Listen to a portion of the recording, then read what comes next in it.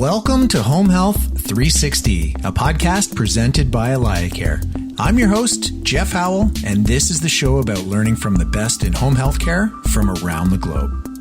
Welcome to another edition of Home Health 360, where we speak with the most electrifying people in home care and home health from across the globe. Today's guest is Kristin Wheeler, the Executive Director of Private Duty for the National Association for Home Care and Hospice, NAHC. Kristin, I've been bugging you for a while to be on, and today it finally has come. Hey there, Jeff. Thanks so much for having me. I'm delighted to be here. Because I'm a fast pitch softball coach as well, I have to ask you, your LinkedIn says that you're in Savannah, Georgia. Can I assume that you've been to a Savannah Bananas game? Yes, absolutely. You can assume that. Everybody in Savannah has been to at least one Bananas game. I feel like we have been fortunate enough to have attended a number of them. And yeah, it's every bit as fun as you think it might be. And to the listeners who don't know who they are, it's basically the Harlem Globetrotters of baseball. And they are definitely on my bucket list. I think they have something like 4 million followers on Instagram. Oh, I believe it. I believe it. They've gotten quite the buzz. Need to get down here. We can get you some tickets. Okay, sounds good. So for newer agencies that don't know much about NAHC, can you bring us through what resources that you have for agencies that are just starting out? Yeah. I can say with personal experience that starting out in this industry can be very, very daunting, to say the least. For those that don't know me, prior to coming to work in the association world, I was a co-owner of a home care agency in the state of Florida. So I know what it's like getting into the industry. Some of us just find ourselves there, right? But I think that there's quite a misconception out there, particularly lately for some reason. And I don't know if this is because home care has gotten to be such a buzzword and such big business, or why. I can't point to why, but there seems to be this idea that you can just hang your shingle and start sending people into people's homes to provide care. I think you find out very rapidly that's really far from the reality of what this business is, particularly in some of the states that are just enormously regulated, like Florida, Texas, New York, California, that have to follow big time rules. So if you're not familiar with those regulations, you can really find yourself in a pretty big heap of compliance trouble, if you will, even if you have the very best of intentions, right? So you're going into it with thinking you're doing the right thing and just being completely unaware that you're not following the rules. Being a part of an association like NAHC gives you a silent partner, if you will. Like, you have someone that you can reach out to with questions. We have our member communities too that are designed to allow people to sort of bounce ideas off one another, share best practices, network, things like that. So that's what I would say as far as resources for just starting out would be high on the list with NAHC. It's funny you bring up HCAF because I just saw an email today. I'm still on that listserv group email. And so I'm privy to these questions that, as a non-home care agency owner, I always just default to assume that the agencies know what they're doing. And There's questions like, hey, can we do a supervisory visit without a nurse? And then there's this crowdsourced answer from these people that I get a view into. And so I would imagine that for NAHC, you've got the same sort of listserv group emails and forums where people can ask their questions. And it's almost like the subreddit for home care. Yes. So the communities I just mentioned is what has just recently been launched with NAHC. That's actually taken the place of what was our listserv. And now it's just a little bit more sophisticated than just your old-fashioned listserv. We have a number of different communities, so you can belong to whichever ones are meaningful to you, whether that's just the private duty community or all NAHC members or hospice, home health, whatever kind of business lines that you're part of. Got it. Did you guys build that technology yourself, or is it on something like Slack? Like what would the experience be like? I can't remember what it's actually on. I know we didn't build it ourselves. I'm sure it was outsourced, but I don't remember the name of the company that hosts it or houses it or whatever that proper thing. You're the software guy. Come on.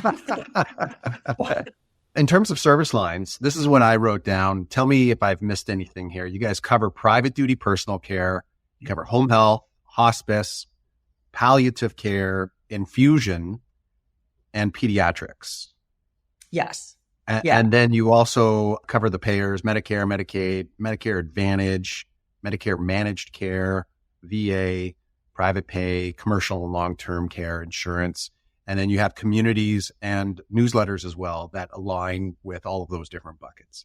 Definitely. I would add, I know you said Medicaid managed care. I would throw into that just so as to avoid any confusion, the Medicaid home and community-based services, which is the same thing, but different states call things different things. And I would also point out that when we refer to, or when I should speak for myself, not for the entire association, frankly, but when I refer to private duty personal care, I lump all things private duty into that. That's another thing that I've learned having gone from a state solely to a national level.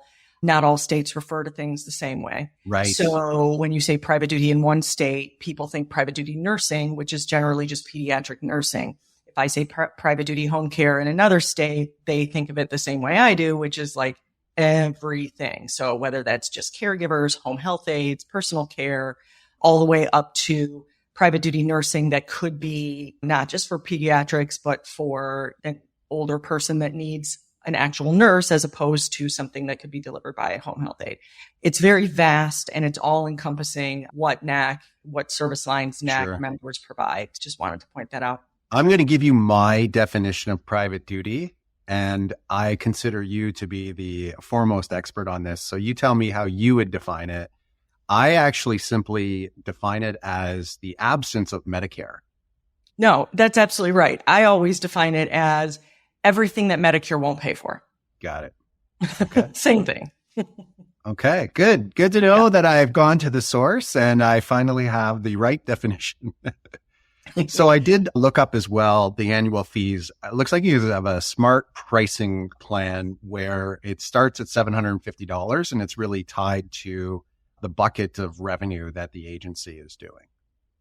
Yeah. So sort of, yes. But there's one thing I do need to point out. So yeah, for regular provider members, annual dues do start at $750 per year and then are adjusted to annual gross revenue as years go by. However, for solely private duty companies, the smaller guys that are providing, whether we want to call it non-medical, non-clinical care, private duty only companies, they can join NAHC for a flat rate of just $550 a year, and that doesn't scale. Okay. So good to know. Now, in terms of like the education drill down, do you have any numbers on like just how many webinars you guys are doing per year? You have your annual event, but I'm assuming you might have smaller regional type of get-togethers. If I'm really interested in joining, because I've come to realize that I got into this business and then, as you said, come to discover that my state is one of the enormously regulated states, and I might be in a little bit in over my head. I'm coming to NAHC to make sure that you guys are the group that's going to educate me as I go ongoing throughout this business. Give me a sense of just like how frequent and how in-depth like these trainings are. Sure. The number of webinars really varies. We used to hold to a once a month private duty webinar, but it felt like we were hosting webinars just to host them. And when I came on board, I think everybody's been webinared to death with this pandemic. I think everyone's so sick of just staring at their computer screen that the amount of people dialing into them was dwindling. Lots of people register for them, but the people that actually showed up for the live event was much lower than anticipated. And I think that's because people know that they can get the recording and then just watch it at their leisure. Yeah. So when it comes to Medicare and all things to do with Medicare, there's always so much going on. There's always more information that needs to be shared. There's a new rule. There's a rate cut. God knows what's happening. We do a fair few webinars that have to do with those sorts of things, OASIS training, et cetera, et cetera. But with private duty being so state specific, we don't host a ton of webinars related to starting up or anything like that. We try and host things that we can collaborate with others, such as the webinars that we do with Posinelli Group. You may have seen those. that is a collaborative effort between NAHC, the Home Care Association of America, and Angelo Spinola of Polsinelli, where it's like the industry update, they're done quarterly, and the legal updates, things that apply nationally, workforce stuff, things that are applicable to every state. It makes more sense as opposed to just hosting something that would be only for Ohio or only for one of the states. I can't really put a number on the number of webinars because it just peaks and valleys depending on what's going on out there. Sure. Got it. And you guys are the lobby group for both home care and hospice. What are you saying as like the top pressing issue or pressing issues that you guys have been lobbying for the next year? Oh man, workforce. So we obviously can't say that enough, but everybody's hearing it every time you turn around, this workforce crisis, right? They're at a critical point.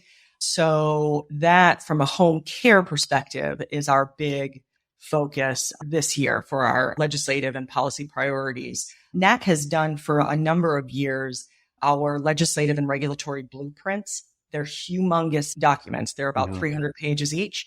They're available on our website, and it lists every year what NAHC's legislative and regulatory priorities will be for that year. Those are approved by our board of directors before they ever get into that document. And it's from that document that we pull our quote unquote asks for Congress for that year. So, this year, workforce is in there a number of places. It actually has its own heading at this point. But as a result of this, one of the biggest things that NAHC is doing this year, there's actually been 2 reports that have been released very recently that we did in partnership with a couple of other groups. The first one was in partnership with the fine folks over at Mission Care Collective, which many of you probably know of as mycnajobs.com, but that's Mission Care Collective is their parent company. Okay. They drew upon data from like 67,000 plus caregivers and ultimately identified 7 distinctly different personas of caregivers. Okay. And then the report takes this deep dive into each of the personas, talking about how very different they are, what their likes are, what their hobbies are, what they donate to, like way into the weeds with what each of these people is, like how they are. And then it goes into the different ways in which to recruit and retain each of the personas. So it really sort of points out that there's not a one size fits all recruitment and retention strategy any longer. So it was very cool to see that when it came out. It came out a few months ago. Okay. The other one that was literally just released this week and taken to Capitol Hill during NAHC's March on Washington, which was Tuesday. This was a collaborative effort between NAHC and the Home Care Association of America for the first time ever, bringing the 2 associations together and leaders from across the home health industry spectrum, from traditional private duty all the way up to every service line, huge providers. So the end product of that report, it not only addresses the needs of both the nursing and home care workforces, but also offers policy recommendations, best practices on how we can address the crisis. It's more of a call to action with actual actionable steps that we as an industry can take to fight this crisis right now, once and for all. So it's super cool.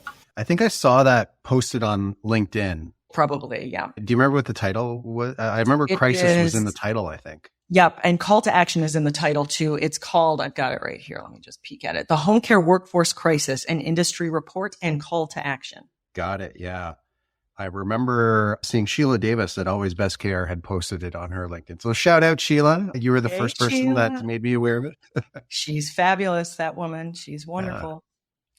And speaking of LinkedIn, so I saw a recent video on your profile where you were talking that with the shortage, the most recent numbers that I saw is that the home care or home health referral rates, there's about a 1 in 3 get rejected, but you were saying that you're seeing up to 50% now on referrals. Yeah. Yeah. Some reports are showing when we were getting ready to pull this, some data together to go to March on Washington, we surveyed a bunch of members.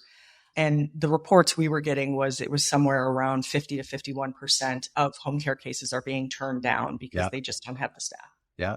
I was speaking with a Medicaid agency, a big Medicaid agency in Ohio yesterday, and she said she could do 5x the business if she could solve her staffing problem. Oh, yeah. Yeah. It's really remarkable. And so what's the flip of that? So the other side of that are all of these people that aren't getting served. that aren't getting the care that they need. And who's making up for that? Probably family members, friends, or they're just going without. It's a huge problem. Yeah. And we're all going to be there, unfortunately. But at some point, all of us are going to need some sort of assistance. We've got to fix this. Yeah.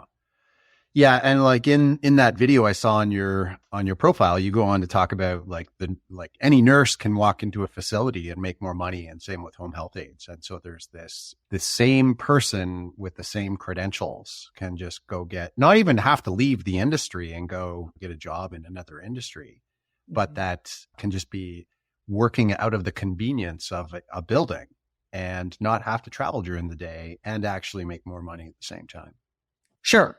So one of the big items in this latest report, one of the action items, is to increase the awareness of the industry and to improve the image of the industry. It's one thing with nurses. If you ask anybody on the street what a nurse is, they'll have a fairly general idea that what a nurse does. If you ask somebody on the street who's never been involved in home care what a home health aide does, or a home care aide, or a home care caregiver, or something, or any of those titles, a lot of them don't know. There's a fantastic quote, and I mentioned this the other day I was talking to Home Healthcare News.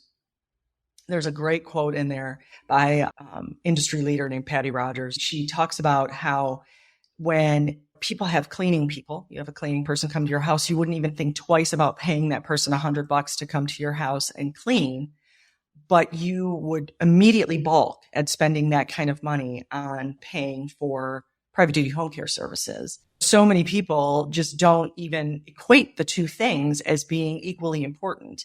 But the latter obviously will allow people to stay at home. The first one, equally important. I like a clean house too, but that's not necessarily going to keep you out of an assisted living facility. Do you know what I mean? Yeah. Yeah. So it's pretty wild. So there's a lot of talk about people leaving the industry completely. And I know that's true for both nurses and what's referred to in the report as direct care workers, to all encompass all of those different types of providers. But oftentimes when a nurse leaves a job, he or she goes on to be a nurse at another place. Sure. Still a nurse, right? Right. When we're seeing these caregivers and home health aides leave the industry, they're leaving because they can make far more money in retail, in Uber, and wherever, in service industry, et cetera, et cetera. So that's a huge part of the issue, that we need people to understand how critical this industry is and that it's a great industry to work in, because it is. Yeah, sure. You know, like one thing that doesn't even get the attention that it really should is that as baby boomers are aging, there's a similar number of nurses that are also in that cohort as well. So there's just so many nurses that are flat out retiring as well, that's part of the crisis too. Sure, absolutely. There's just not enough people coming into the industry. That's the bottom line, is that it's not an industry that's getting enough attention. Fortunately, I think that's turning, just because we're hearing home care so much more now than we have ever in the past. But every one of our nurses and home health aides that are working in the industry right now are aging day by day, just like the rest of us are. It's absolutely true that we need to incentivize people somehow or other to get into this industry. Yeah. And then you lay over top of that 3 years of burnout where they're on the front lines, especially the early going, where it was political, it was scary, and just so much bad, terrifying news that, you know, they were courageously leading the front end of it. And unfortunately, we're seeing these stories of violence against healthcare workers. It's horrifying to hear about something happening to someone when they're working in the home or even in a facility, whatever. It sounds sometimes like a scary business to get into, and we need to fix that. There's almost no attention that goes to, you brought up the concept of family caregivers. I had done some research on this many months ago. If you take the healthcare crisis as the economic crisis, there's family caregivers that have to put their career on pause or permanently on hold to take care of family members. And they're removed from the participation rate in the workforce. It has this invisible second order effect when people have to not be part of the economy to take care of loved ones. There are states that are really working hard to change that. Colorado has a program It's a family, I think it's called like a family CNA program. Don't hold me to it. But basically the way it works is that a parent, this is for pediatrics specifically, but a parent can be trained to provide a number of services. They can be trained as a CNA. They're not trained as a nurse, but they're trained as a CNA, certified nursing assistant, to assist with some of the services being provided to their child. They're then hired by a home health agency and are paid to provide the services. This is reimbursed through that state's Medicaid plan to the agency. The agency pays the parent. So that way the parent can come out of the workforce, take care of their own child, which they're doing anyway, and still be able to make a living. Yeah. Well, that's great. So I'm guilty of being mostly a headline reader. I'm not fully up to date on how this $150 billion in funding for home care is going to start to roll out. Where are we at with all of that?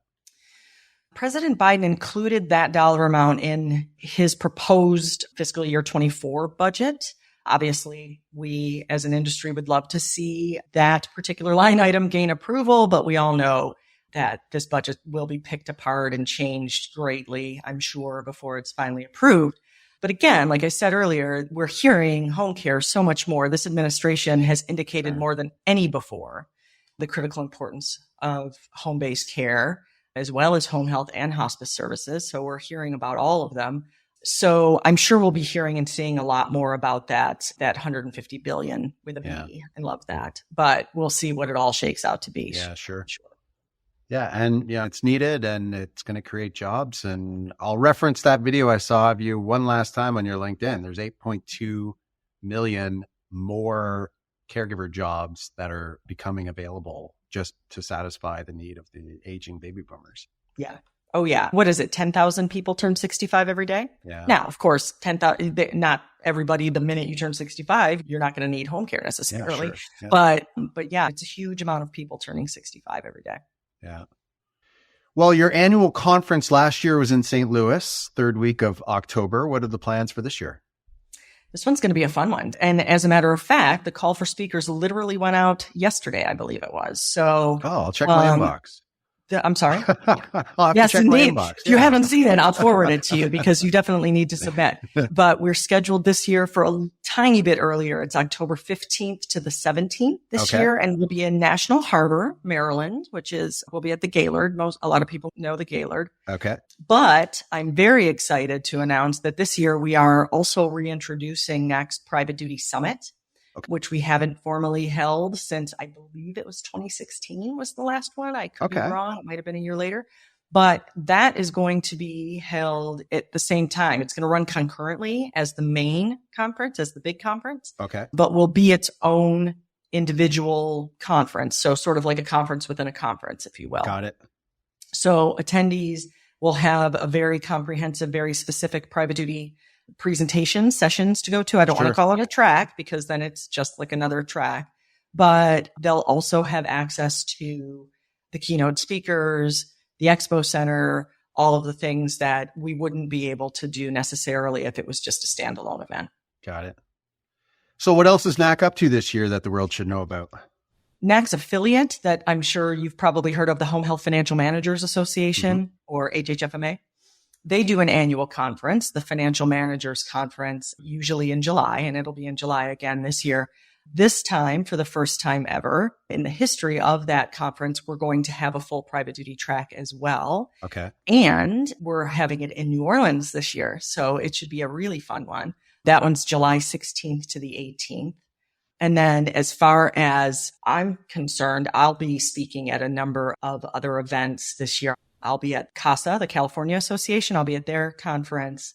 I'll be at Decision Health's. Okay. So we're just trying to get out there and make sure people know. I think there's been a misconception for a number of years that NAHC's priority or NAHC's focus has always been on Medicare agencies. That's simply not true. It's just that Medicare just has a louder voice and always has and always will, for that matter. CMS is big. It's a big business. But NAHC is just as focused on and cares just as much about our private duty folks too. Got it. Okay. Kristin, we're almost up against our time here. I'll get you out of here on this. Give us a reason to be optimistic about care delivered in the place that clients call home. Nice.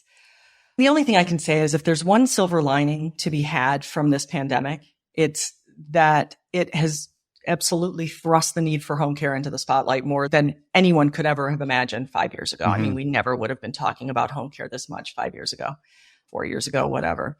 Everyone knows about home care now. That was not the case before. We've never in our history heard home care talked about in the halls of Capitol Hill as much as we have now. President Biden mentioned home care specifically during his State of the Union address. That awareness in and of itself can only lead to a higher level of respect for those frontline workers, which in turn will hopefully lead to a higher respect for those jobs and an increased desire to be part of that workforce. So I think we're in really good shape. And I think being part of home care in the future is very exciting. Yeah, that $150 billion, even if that gets stripped down to some other version, that is also a big number to start with. And hopefully we start to see that money come in and help solve some problems that we see. For sure. Keep up the great and noble work at NAHC. And I'm so happy we finally got to do this, Kristin. Thank you so much for having me, Jeff. It was lovely to see you as always. Home Health 360 is presented by AlayaCare. First off, I want to thank our amazing guests and listeners. To get more episodes, you can go to alayacare.com/Home Health 360. That's spelled Home Health 360. Or search Home Health 360 on any of your favorite podcasting platforms. The easiest way to stay up to date on our new shows is to subscribe on Apple Podcasts, Spotify, or wherever you get your podcasts. We also have a newsletter you can sign up for on alayacare.com/Home Health 360 to get alerts for new shows and more valuable content from AlayaCare right into your inbox. Thanks for listening, and we'll see you next time.